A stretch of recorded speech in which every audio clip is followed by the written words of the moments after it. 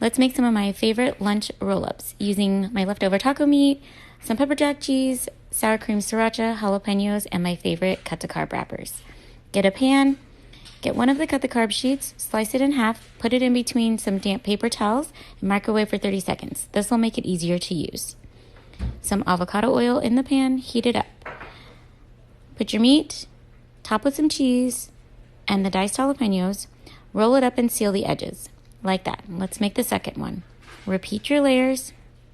Shallow fry them for about 2 minutes on each side. They'll look like this. You want them brown and crispy? Then you can plate them. Top with your sriracha sour cream, some extra jalapenos, and enjoy. You guys, these are some of my favorite, and it's super easy, super simple. Follow me for more tips, tricks, and recipes like this. Bye, guys.